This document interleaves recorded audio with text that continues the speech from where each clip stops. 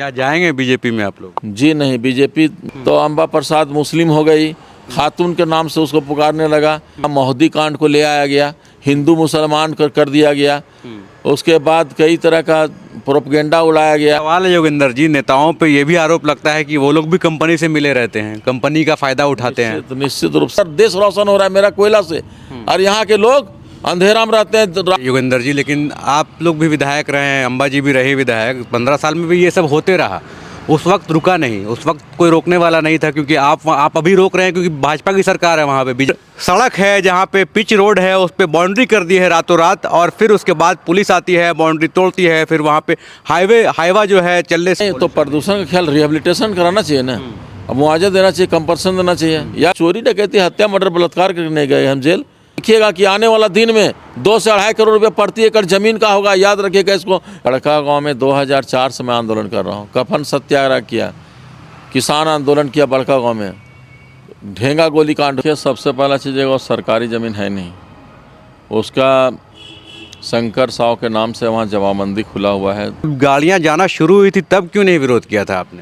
देखिए, जोहार हजारीबाग में फैज़ अनवर आप देख रहे हैं जोहार हजारीबाग, मेरे साथ पूर्व मंत्री योगेंद्र साव जी हैं, और आपको बता दूं कि अभी जो मामला चल रहा है केरेडारी में, इनके ऊपर एक आरोप है कि इन्होंने सरकारी ज़मीन पे या फिर सड़क है जहाँ पे पिच रोड है उस पर बाउंड्री कर दी है रातों रात, और फिर उसके बाद पुलिस आती है, बाउंड्री तोड़ती है, फिर वहाँ पे हाईवा जो है चलने से रोकने का इनके ऊपर जो आरोप है, उस मामले में लेके पूरा चर्चा चल रहा है झारखंड में। आइए जानते हैं योगेंद्र साव जी से आखिर ऐसा क्यों कर रहे हैं, क्या है मामला पूरा, क्यों आप बाउंड्री लगा दे रहे हैं सरकारी ज़मीन पे या फिर रोड पे ऐसा?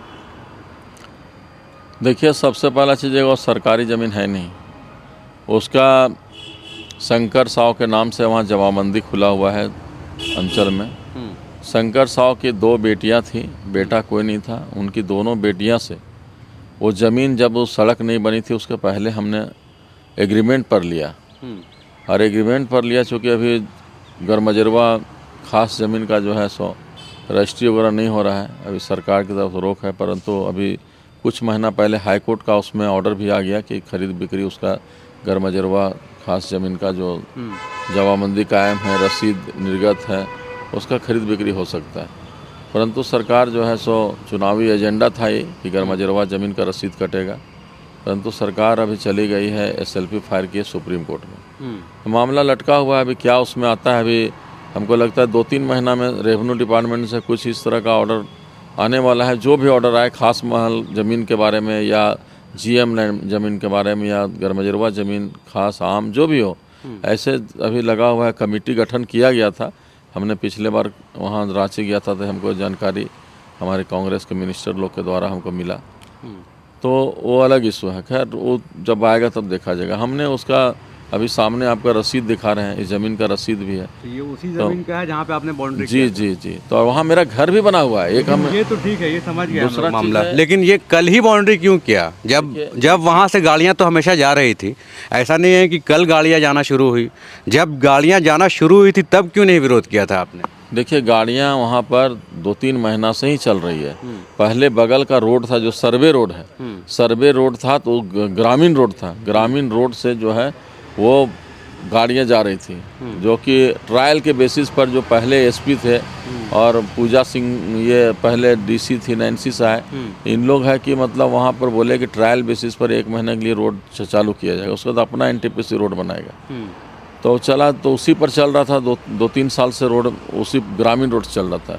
इस रोड में क्या है कि रैयतों का, किसी का गरमजरवा ज़मीन है, किसी का आम है, खास है, या रहती भी है उसमें, तो रहती है, तो उसमें क्या हुआ कि सबको 12,000 रुपये ढीसमिल दे करके ज़मीन, मतलब एक सादा कागज़ पर, और कि जॉब लग देंगे, नौकरी देंगे, सर्विस देंगे, ये करके बहुत सालों बहला फुसला करके ज़मीन में रोड जो है सो बनाना स्टार्ट किया।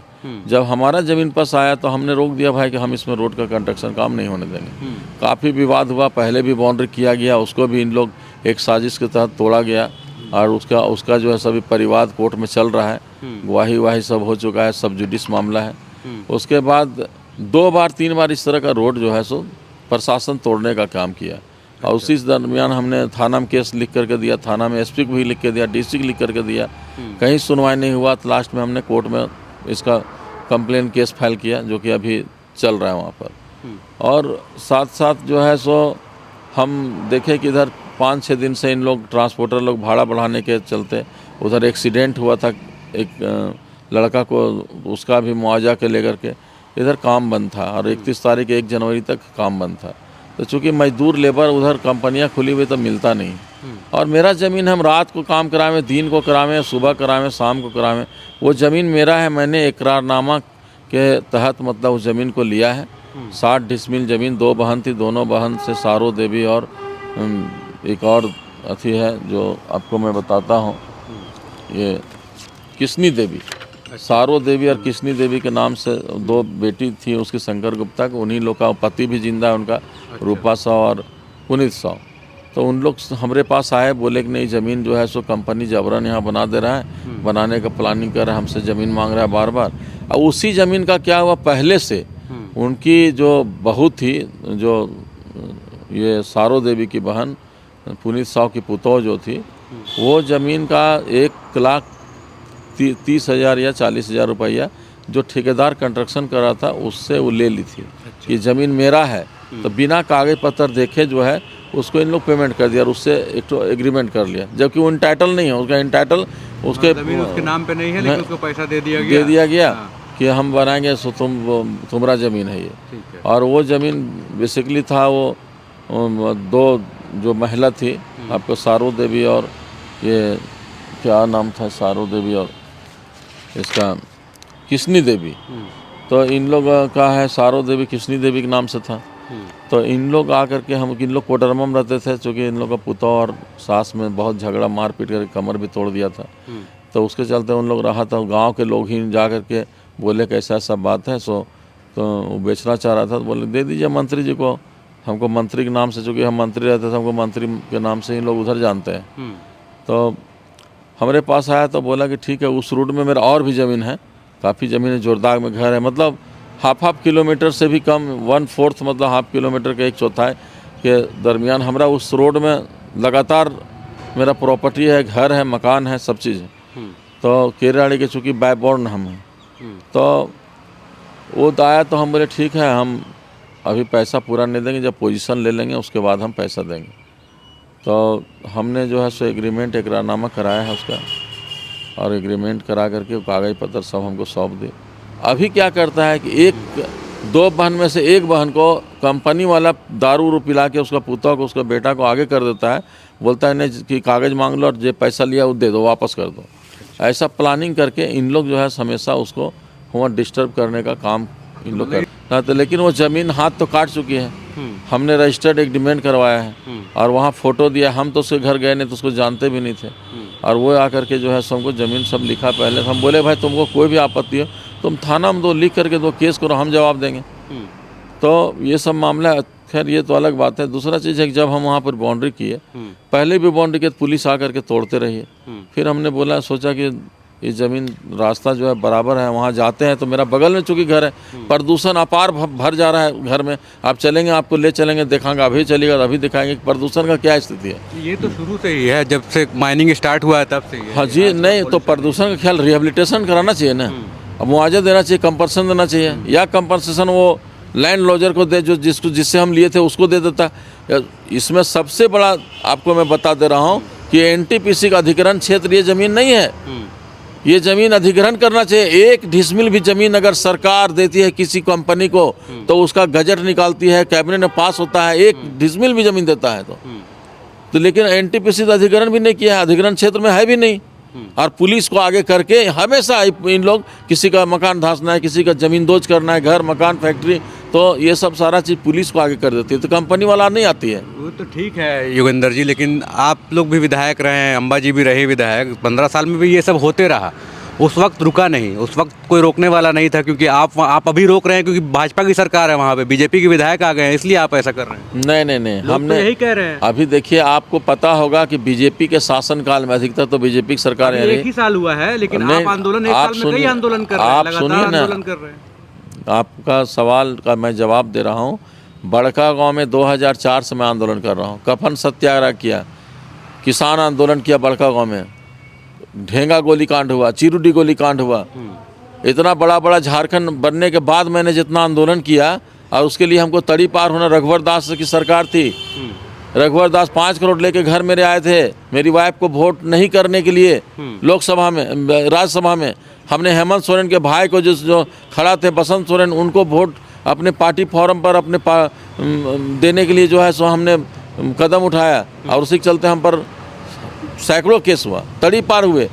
मेरा हाई कोर्ट से बेल हो गया था, लेकिन इन लोग सुप्रीम कोर्ट जा कर के जज को इन्फ्लुएंस में लेकर के और जो है सो हमको तड़ी पार का ऑर्डर करवाया, और तड़ी पार हुए। कोई चोरी डकैती हत्या मर्डर बलात्कार करने गए हम जेल। हम जेल के आंदोलन करके जिसका जनता को फायदा भी मिला, 4 लाख से 25 लाख रुपया तक हुआ। और अभी जो है हमने रीट किया है Pakri Barwadih coal mine project Chatti Bariatu और केराड़ी का, और जो संकल्प इन लोग लेकर के आया है, संकल्प उस समय आदर्श आचार संहिता लग गया था, उसके बाद ये संकल्प आया है। इस संकल्प ऐसे भी अवैध है, तो हमने रीट किया है और उसको चैलेंज किया है संकल्प को। और आप देखिएगा कि आने वाला दिन में 2 से 2.5 करोड़ रुपये प्रति एकड़ जमीन का होगा। याद रखिएगा इसको, आप जो ले रहे हैं बयान मेरा मुआवजा आप कह रहे हैं। जी हाँ, अगर कोई जमीन देगा तो 2 से 2.5 करोड़ देना पड़ेगा कंपनी जो दे दिया। हाँ। जो नहीं दिया, घर का अभी आप देखिए घर का हो रहा है, किसी को 400 देता है, किसी को 1000 देता है, किसी को 500 देता है, मनमाना चल रहा है इन लोगों का। कोई पब्लिक को बताता भी नहीं है कि क्या रेट घर का मिलेगा आपको। जब आप कच्चा मकान, आप जब बोल रहे हैं 2004 से आपने लड़ाई लड़ी है, तो कुछ मुआवजा का रेट बढ़ा भी है कि मतलब वैसा ही का वैसे ही? कुछ फायदा हुआ आंदोलन का? मान लीजिए 20 साल से आप आंदोलन कर रहे हैं, पहले जो रेट देती थी कंपनी उसका कुछ बढ़ा है?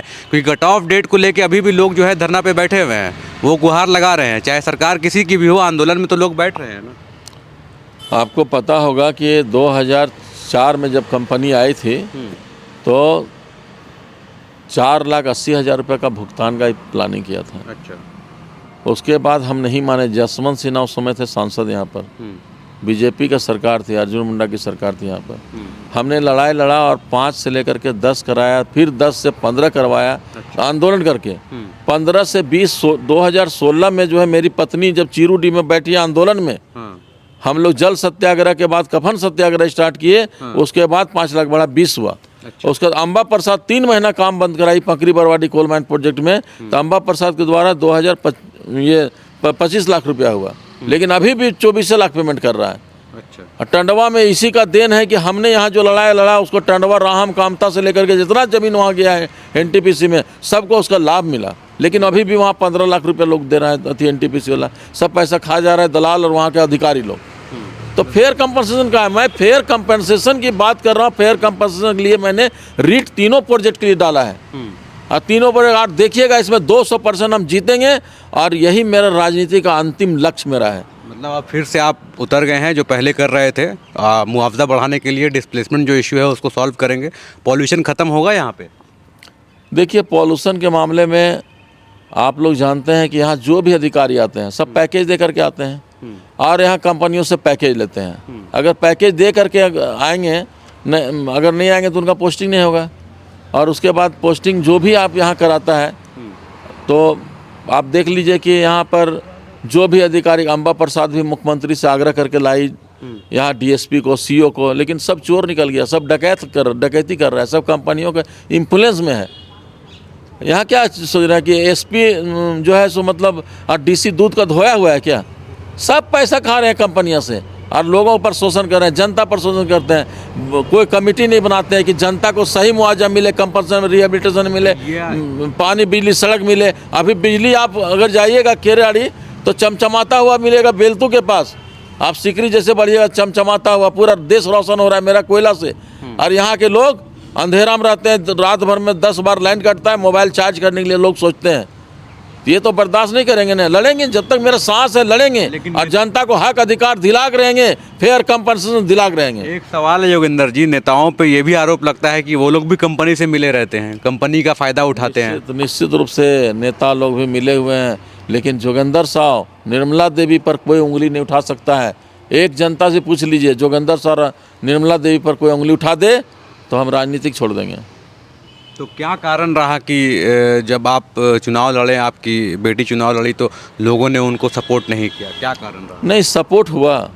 हमारे मुस्लिम भाई लोग जो है सो मतलब 100% वोट दिए। उसके बाद और भी वोटें आई, 94,000 वोट लाना मामूली चीज़ नहीं है। लेकिन यहाँ महुदी कांड को ले आया गया हिंदू मुसलमान कर दिया गया। उसके बाद कई तरह का प्रोपगेंडा उड़ाया गया कि अम्बा प्रसाद जीतेगी, शादी करके चली जाएगी, तो अम्बा प्रसाद मुस्लिम हो गई, खातून के नाम से उसको पुकारने लगा। तो अभी हम लोग अगर बीजेपी में चले जाते हैं तो हम लोग बहुत बड़ा हिंदू हो जाएंगे, राष्ट्र का सबसे बड़ा नेता, आरएसएस का सबसे बड़ा नेता, लेकिन कांग्रेस में है तो हम लोग को मुसलमान का टैग लग जाता है। तो क्या जाएंगे बीजेपी में आप लोग? जी नहीं, बीजेपी से हमारा जंग चल रहा है। पूरा बीजेपी शासनकाल में हम इतना भोगे, उसके लिए अनुराग गुप्ता 2 साल सस्पेंड रहा। अनुराग गुप्ता भी जब तक डीजीपी था मेरे प्रति लगल था कि उसको जाएंगे मर्डर के फंसाओ। हमको कोई डर नहीं है कि हम मरा जाएंगे या फिर शहीद हो जाएंगे, उससे मतलब नहीं है, लेकिन जोश रहेगा मैं खोल करके बोलूँगा। इन लोग क्या करेगा? इन लोग क्या गरीब के लिए है? इन लोग कॉरपोरेट के लिए है। कॉरपोरेट ब्यूरोक्रेट मिल गया इन लोग, और मिल करके जो है आज वही चलते मेरा फैक्ट्री को इन लोग ज़मीन दोज करवा दिया।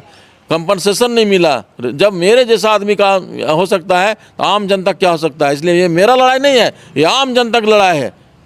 तो देखने में यही आ रहा है कि फिर से योगेंद्र साव जी जिस तरह से आंदोलन करते थे 2004 से, फिर से मैदान में उतर रहे हैं और डिमांड यही है कि पब्लिक को जो है, बड़का गांव की पब्लिक को सही मुआवजा मिले। कंपनी का जो राज चल रहा है वहाँ पे उसको जो है लोकतांत्रिक तरीक़ा से दिया जाए। लेकिन अब तो सरकार पेशा कानून भी ले आई है आम आदिवासियों के हित के लिए, कहीं कहीं पे जहाँ पे कंपनी मनमानी करती थी वहाँ पे। इसको लेके आपकी क्या राय है? अभी पेशा कानून के बारे में हमने पढ़ा नहीं है, लेकिन आया है तो अगर यदि लागू होता है तो अच्छी बात है। सरकार का, मुख्यमंत्री का पहल है, जो अच्छा काम होगा उसके अच्छा बारे में हम बोलेंगे।